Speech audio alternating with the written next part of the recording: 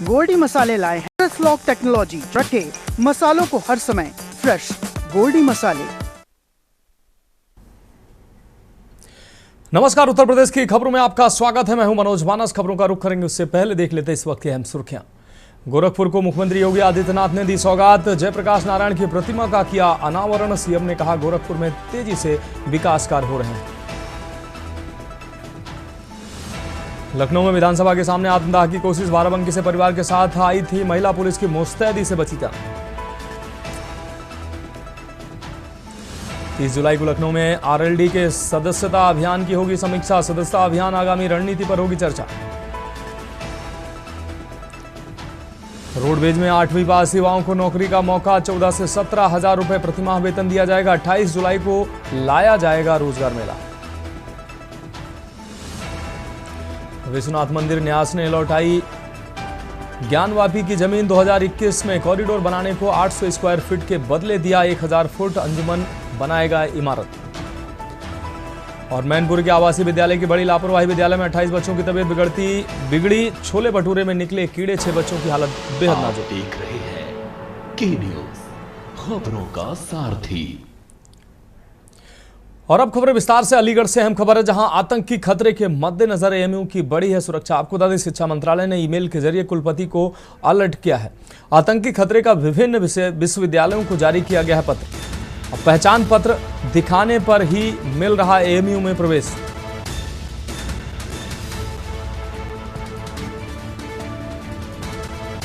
तो अब पहचान पत्र दिखाने पर ही एएमयू में प्रवेश मिल रहा है। प्रॉक्टर प्रोफेसर वसीम अली ने पत्र मिलने की बात स्वीकारी। तो यह अहम खबर अलीगढ़ से आपको दिखा रहे हैं। आतंकी खतरे के मद्देनजर एएमयू की सुरक्षा बढ़ाई गई है। शिक्षा मंत्रालय ने ईमेल के जरिए कुलपति को अलर्ट किया।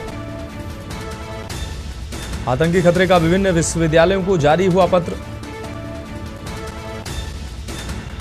अब पहचान पत्र दिखाने पर ही मिल रहा एएमयू में प्रवेश।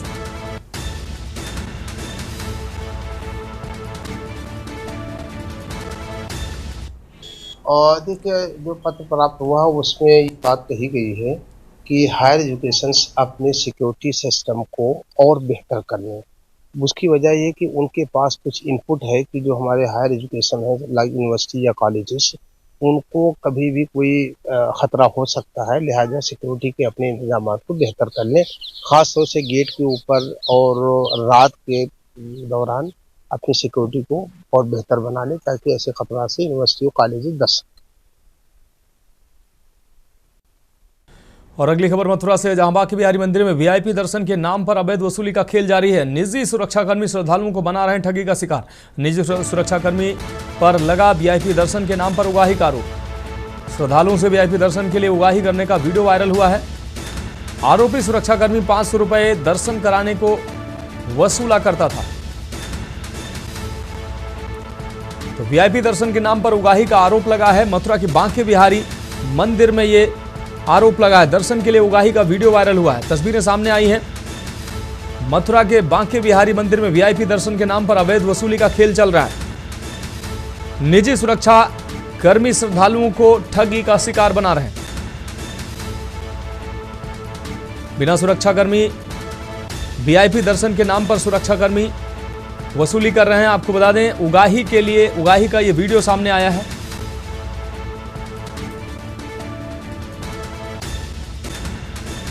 दर्शन के नाम पर अवैध वसूली का ये खेल जारी है। निजी सुरक्षाकर्मी श्रद्धालुओं को ठगी का शिकार बना रहे हैं।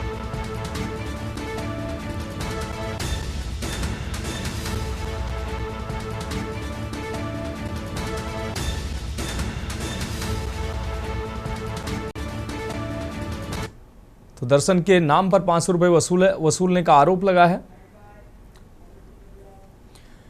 और अगली खबर बांदा से है, जहां पति ने धारदार हथियार से पत्नी की हत्या की है। हत्या के बाद मृतका का पति बजरंगी प्रजापति फरार हुआ है। पत्नी शोभा के चरित्र पर शक करता था बजरंगी। पति पत्नी के बीच आए दिन विवाद होता था। पुलिस अधिकारी, फॉरेंसिक टीम और डॉग स्क्वाड मौके पर मौजूद है। हत्यारोपी पति की तलाश में पुलिस जुटी हुई है। कई टीमें लगाई हैं पुलिस ने। पैलानी थाना क्षेत्र के खपटिहा कला गांव का यह पूरा मामला है। तो पति पत्नी के बीच आए दिन विवाद होता था। पुलिस अधिकारी, फॉरेंसिक टीम और डॉग स्क्वाड मौके पर मौजूद है। हत्यारोपी पति की तलाश में पुलिस जुटी हुई है। कई टीमें पुलिस ने गठित की हत्यारोपी की तलाश के लिए। पैलानी थाना क्षेत्र के खप्पिया कला गांव का यह पूरा मामला है। तो बांदा से अहम खबर, पति ने धारदार हथियार से पत्नी की हत्या की है। हत्या के बाद मृतका का पति बजरंगी प्रजापति फरार हुआ है।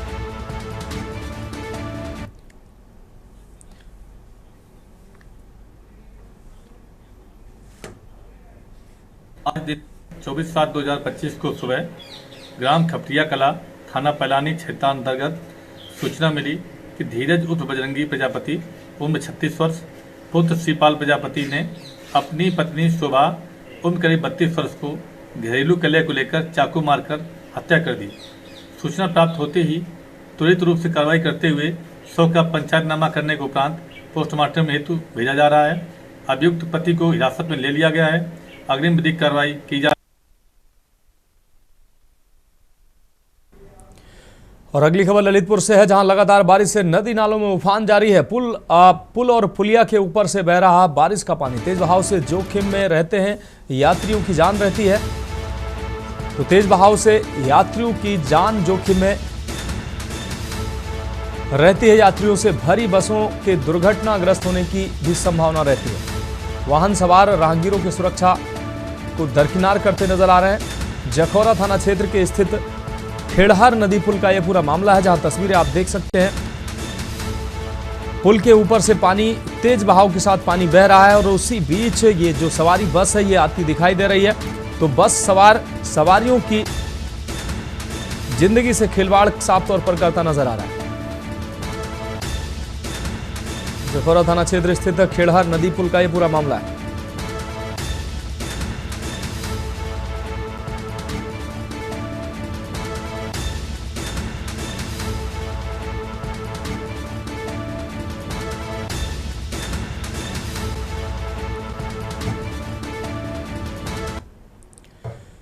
अब बढ़ेंगे अगली खबर की ओर। खबर चित्रकूट से है, जहां राजापुर कस्बे में 2017 में प्रेमिका और उसके 4 मासूम बच्चों की नृशंस हत्या मामले में कोर्ट ने ऐतिहासिक फैसला सुनाया है। अपर सत्र न्यायालय ने आरोपी प्रेमी अवधेश यादव को फांसी और उसकी पत्नी कुसुम कली को उम्र कैद की सजा सुनाई। साथ ही दोनों आरोपियों पर 1.1 लाख का जुर्माना भी लगाया है। आरोपी ने पत्नी के साथ मिलकर प्रेमिका लाल मुनि और उसके बच्चों की गला रेत कर हत्या कर दी थी। बाद में शवों को तालाब में फेंकते हुए ठिकाने लगा दिया था। शासकीय अधिवक्ता अजय सिंह ने बताया कि मृतका का हत्या अभियुक्त पति के भय के चलते 5 साल तक गवाही नहीं दे सका था। इस पर कोर्ट में कड़ी सुरक्षा व्यवस्था के बीच गवाही का बयान दर्ज कराया गया। दोनों पक्षों के अधिवक्ताओं की जेरह सभी गवाहों के बयान और पुलिस की जांच रिपोर्ट के आधार पर कोर्ट ने फैसला सुनाया।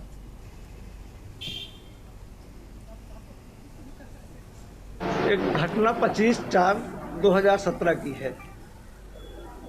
गांव में चौकीदार ने पुलिस को जानकारी दी कि 2 बोरों में लाश मिली है। उन लाशों को खोल के देखा गया तो दोनों लड़कियों की लाशें थी। बगल के तालाब में एक और बोरी मिली जिसमें एक लड़का और एक लड़की की लाश थी। दूसरे तालाब में एक बोरा और मिला जिसमें एक महिला की लाश थी। ये अवधेश यादव नाम का व्यक्ति अमानपुर गांव थाना राजापुर का था। इसने गुजरात में बुढ़ार पे मोनो स्टील कंपनी पे काम करता था। वहीं एक लाल मुनि नाम की पत्नी से इसका अवैध संबंध हो गया था। उसके 4 बच्चे थे, 3 बच्चियां और 1 बच्चा। उसको लेके इसने आया और अपने घर में चाकू से उसको सभी को गला काट के हत्या कर दिया। अब बढ़ेंगे अगली खबर की ओर। अवैध धर्मांतरण व लव से हाथ को लेकर सुर्खियों में आए जलालुद्दीन उर्फ छांगुर को लेकर अब साधु संतों में भी भारी आक्रोश देखने को मिल रहा है। भगवान श्री राम की तपोभूमि चित्रकूट स्थित श्री कामदगिरी पीठ के पीठाधीश्वर जगत गुरु स्वामी राम स्वरूपाचार्य जी महाराज ने इस पूरे घटनाक्रम पर तीखी प्रतिक्रिया दी है। उन्होंने कहा कि सनातन धर्म को बदनाम करने और उसके अस्तित्व पर हमला करने वालों को बख्शा नहीं जाना चाहिए। उत्तर प्रदेश के मुख्यमंत्री योगी आदित्यनाथ के सभी निर्णय बहुत ही प्रशंसनीय हैं। योगी जी ने उत्तर प्रदेश का नज़ारा ही बदल दिया है। यूपी के समस्त आतंकवादियों अपराधियों और भूमाफियाओं को सबक सिखाने का काम किया है। योगी सरकार ने सभी ढोंगी बाबाओं और पाखंडियों को लाइन से लगाने का काम कर दिया है। मुस्लिम देशों से पैसा लाकर हिंदुओं का धर्म परिवर्तन कराकर मुसलमान बनाने का घिनौना खेल खेलने वाले छांगुर जैसे कालनेमियों को सीएम योगी ने हनुमान बनकर सबक सिखाने का काम किया है। योगी आदित्यनाथ जी दीर्घायु होकर ऐसे ही सनातन धर्म को आगे बढ़ाते रहें, यही प्रभु श्री कामतानाथ सरकार से प्रार्थना करते हैं।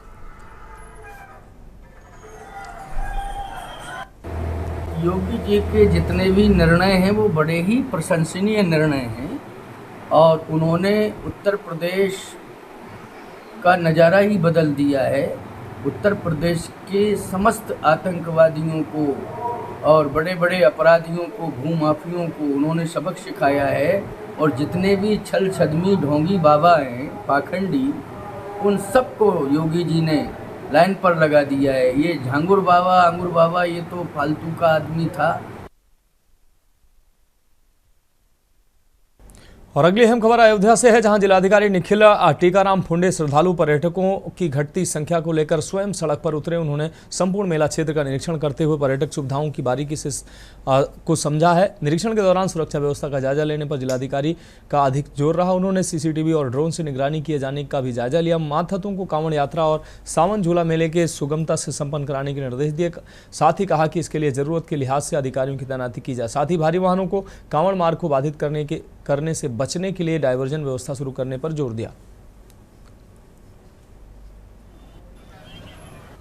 यहाँ पर अयोध्या धाम में अभी हम लोग मेला क्षेत्र का निरीक्षण कर रहे हैं और यहाँ पर जैसा कि अपेक्षा थी, आज थोड़ा सा हमारा जो क्राउड है कम है, लेकिन शनिवार से ही लगातार बहुत भारी संख्या में श्रद्धालु यहाँ आए, सरयू जी में स्नान किया, सभी प्रमुख मंदिरों में दर्शन पूजन किए, जल चढ़ाया। तो हम लोगों की तैयारी है और हम लोगों की अपेक्षा है कि आज रात और कल भी एक भारी संख्या में यहाँ श्रद्धालु आएंगे। और जैसे मैंने बताया कि हमारी तरफ से जो व्यवस्था है, चाहे नगर निगम की हो, चाहे प्रशासन की हो, चाहे वो पुलिस की हो, वो पुख्ता इंतजाम हम लोगों ने करे हैं। फिलहाल खबरों में वक्त एक अहम ब्रेक का, जल्द हाजिर होंगे। ब्रेक के बाद उत्तर प्रदेश की खबरों में एक बार फिर से आपका स्वागत है। रुक करेंगे अगली अहम खबर का। खबर पीलीभीत से है, जहां असोहरा मऊ थाना क्षेत्र के जगतपुर गांव में बुधवार रात एक संदिग्ध ड्रोन की उड़ान ने ग्रामीणों को दहशत में डाल दिया।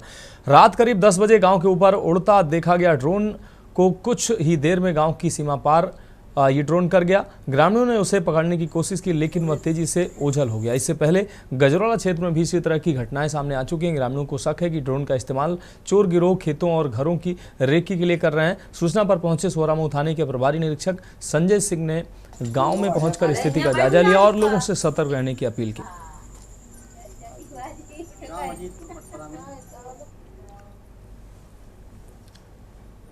बढ़ेंगे अगली खबर की ओर। खबर कानपुर से है, जहां जन शिकायतों के निस्तारण में कानपुर जिला लगातार फिसड्डी साबित हो रहा है। शासन की IGRS एकीकृत शिकायत निवारण प्रणाली रैंकिंग में जिले की स्थिति 6 महीने से बदतर बनी हुई है। डीएम जितेंद्र प्रताप सिंह के सख्त निर्देश, अफसरों के कारण बताओ नोटिस और निगरानी के बावजूद सिस्टम में कोई जमीनी सुधार नजर नहीं आ रहा है। रैंकिंग आंकड़ों पर नजर डालें तो फरवरी में 61वीं, मार्च में 41वीं, अप्रैल में फिर से 61वीं और मई में 68वीं और जून में 65वीं रैंक दर्ज की गई है। यही नहीं, जून में 44 अधिकारियों को कारण बताओ नोटिस भी जारी किया गया था, जिनमें तहसील स्तर से लेकर नोडल अधिकारी तक शामिल थे। डीएम ने चेतावनी दी थी कि काम करना है तो जिले में रहो, वरना तबादले के लिए तैयार हो, मगर यह भी अफसर पर असर नहीं डाल सकी। शिकायतों की मॉनिटरिंग के लिए अफसरों की फौज तैनात है, लेकिन नतीजे सिर्फ कागजों तक ही सीमित है। रैंकिंग के नाम पर सिर्फ रस्म अदायगी हो रही है और जवाबदेही नदारद है। जनता की समस्याओं का त्वरित समाधान सुनिश्चित करने के लिए बनाया गया पोर्टल प्रशासनिक लापरवाही की भेंट चढ़ता नजर आ रहा है। अब देखना होगा कि अफसरों की निष्क्रियता पर डीएम क्या अगला कदम उठाते हैं। देखिए, IGRS की रैंकिंग के सुधार के लिए हर माह जो है प्रयास किया जाता है, अनुरोध प्रयास किया जाता है। जो विभिन्न विभाग हैं उनके साथ समीक्षा बैठक भी की जाती है, उनको निर्देश भी दिए जाते हैं। जो खराब परफॉर्मेंस वाले हैं उनको जो हम लोग नोटिस और कार्रवाई भी प्रस्तावित करते हैं। तो अभी पिछले महीने की रैंकिंग में सुधार हुआ था, 65 रैंक आई थी और उसके पहले जो 68 आई थी। और उम्मीद है कि इस बार जो अगले महीने रैंकिंग आएगी उसमें बेहतर सुधार होगा। सर, विभागों को नोटिस जारी कर दिया जाता है, उनसे कारण भी पूछा जाता है, फिर भी कहीं ना कहीं उनका लचर रवैया देखने को मिलता है। हाँ, ऐसे लोगों को चिन्हित किया जाता है। अभी पिछले बार जो है 6 लोगों को प्रतिकूल प्रविष्टि भी प्रदान की गई थी, तो दंडित भी किया जा रहा है जो लोग सुधार ला रहे हैं, तो ये चल रहा है। जन शिकायतों के लिए चलाए जा रहे IGRS पोर्टल पर कानपुर जिला लगातार फिसड्डी होता जा रहा है। 6 महीने पहले कानपुर जिला अधिकारी जितेंद्र प्रताप सिंह ने कानपुर का कार्यभार संभाला और उसके बाद से लगातार IGRS में कानपुर की रैंकिंग गिरती जा रही है। मार्च महीने की बात करें तब IGRS पर 41वीं रैंक थी, मगर लगातार ये आंकड़ा 60 के पार का रहा है। अब ऐसे में कानपुर जिला अधिकारी अपने लापरवाह अधिकारियों पर लगातार नोटिस जारी कर रहे हैं, मगर उनका रवैया सुधरने का नाम नहीं ले रहा। एक बार फिर से जिला अधिकारी ने अधिकारियों को नोटिस जारी करा है और यह कहा है कि इस बार की रैंकिंग में सुधार लाया जाए। अगर सुधार नहीं होता है तो फिर अधिकारी और लापरवाह जो विभाग हैं उनके ऊपर सख्त और कड़ी कार्रवाई की जाएगी। कानपुर से के न्यूज के लिए सारिका गुप्ता की रिपोर्ट। अब बढ़ेंगे अगली खबर की ओर। बिल्हौर में नेशनल हाईवे से जुड़ी समस्याओं को लेकर स्थानीय सपा नेताओं ने कलेक्ट्रेट पहुंचकर डीएम को ज्ञापन दिया है। सपा के बिल्हौर विधानसभा अध्यक्ष विनय यादव ने बताया कि बिल्हौर से कानपुर को जोड़ने वाले नेशनल हाईवे पर सबसे ज्यादा समस्या जलभराव और आवारा पशुओं को लेकर है। आवारा पशुओं की वजह से अक्सर यहां पर दुर्घटनाएं हो जाती हैं। इसके अलावा चौबेपुर, शिवराजपुर और अरोल में संकेतक न लगे होने से यात्री भटक जाते हैं और ऐसे में यहाँ पर संकेतक लगना काफी जरूरी है। हाईवे पर जो रेस्ट एरिया बनाए गए हैं उसमें शौचालय आदि चालू नहीं है, यात्रियों के बैठने की व्यवस्था नहीं है जिसे चालू कराया जाए। उन्होंने बताया कि बिल्हौर में 200 स्कूलों को कम छात्र संख्या की वजह से बंद किया जा रहा है, जिसका वही लोग विरोध कर रहे हैं। इसके अलावा बिल्हौर के 3 कांवड़ियों की सड़क दुर्घटना में हुई मौत के बाद उनके परिजनों के लिए मुआवजे की भी मांग की।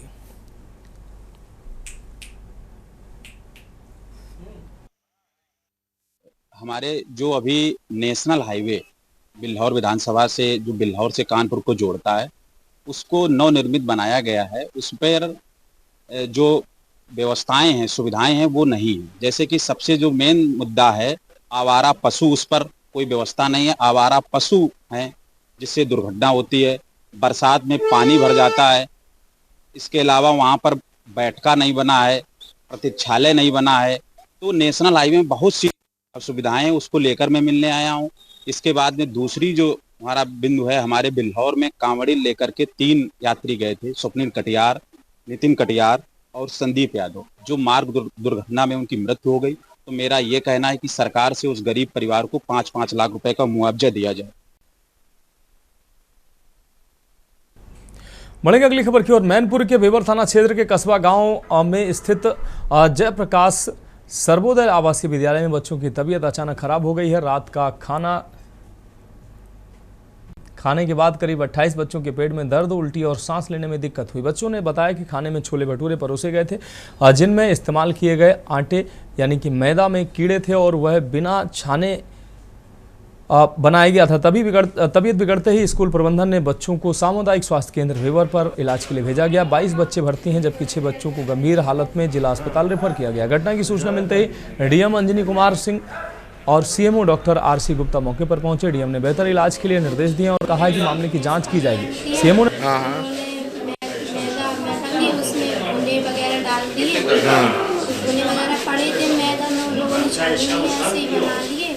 और बच्चे वही खाकर पेट में एकदम सबके आधे बच्चों ने खा लिया, थोड़े 20-30 बच्चे बचे थे बस उन लोगों ने खाया। मैम फिर आई, मैम को मैम फिर बेल बजी, वो बच्चे पहले से ही खाने लगे थे। अच्छा। बेल बजी तब मैम आई। और इस बीच कानपुर से बड़ी खबर सामने आ रही है। इस वक्त की बड़ी खबर कानपुर से सामने आ रही है। अपने दर्शकों को ये बड़ी खबर दिखा रहे हैं।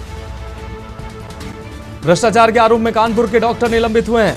ये बड़ी खबर लखनऊ से सामने आ रही है। डिप्टी सीएम ब्रजेश पाठक के निर्देश पर यह कार्रवाई हुई है। इस वक्त की बड़ी खबर राजधानी लखनऊ से सामने आ रही है। प्रमुख सचिव ने विभागीय कार्रवाई शुरू की है। बड़ी खबर इस वक्त की लखनऊ से सामने आ रही है। मेडिकल जांच के नाम पर अवैध वसूली करने में एक्शन हुआ है। 2 डॉक्टर पर गाजगिरी है, निलंबित किया गया है। इस वक्त की बड़ी और अहम खबर लखनऊ से सामने आ रही है। कानपुर के 2 डॉक्टरों पर कार्रवाई है। अपर मुख्य जिलाधिकारी को, चिकित्सा अधिकारी को निलंबित किया गया। डॉक्टर सुबोध प्रकाश निलंबित किए गए हैं। पद के दुरुपयोग का आरोप लगा है। आरोपी चीफ फार्मासिस्ट पर जल्द कार्रवाई होगी। तो इस वक्त की बड़ी और अहम खबर अपने दर्शकों को दिखाने, वरिष्ठ वित्त एवं लेखा अधिकारी के विरुद्ध भी कार्रवाई जल्द हो सकती है। Orthopaedic surgeon doctor Hari Narayan Prabhakar निलंबित किए गए हैं। एटा जिला चिकित्सालय में तैनात डॉक्टर हरि नारायण प्रभाकर निलंबित किए गए हैं। एटा जिला अस्पताल में तैनात हैं डॉक्टर राहुल वासणे भी निलंबित किए गए हैं। तो बड़ी कार्रवाई की गई है। प्रशासनिक स्तर पर वरिष्ठ वित्त एवं लेखा अधिकारी के विरुद्ध भी कार्रवाई जल्द हो सकती है।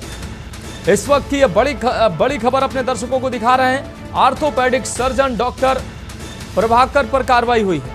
एटा जिला चिकित्सालय में तैनात हैं डॉक्टर हरि नारायण प्रभाकर, जिन पर कार्रवाई की गई है। साथ ही एटा जिला अस्पताल में तैनात डॉक्टर राहुल वासणे भी निलंबित किए गए हैं।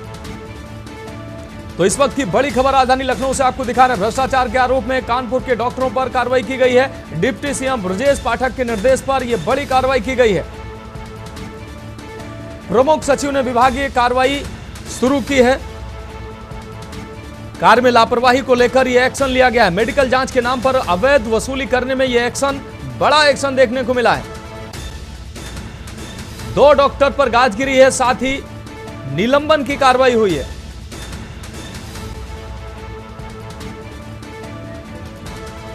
और हमारे एग्जीक्यूटिव एडिटर मनीष पांडे हमारे साथ ज्यादा जानकारी के लिए हमारे साथ जुड़ चुके हैं। मनीष पांडे जी, प्रशासनिक स्तर पर अब बड़ी कार्रवाई की गई है। कानपुर के 2 डॉक्टरों पर कार्रवाई की गई। इसके अलावा अन्य जो बड़ी कार्रवाइयां अभी होने की संभावना जताई जा रही है, क्या कुछ अहम अपडेट है इस खबर पर?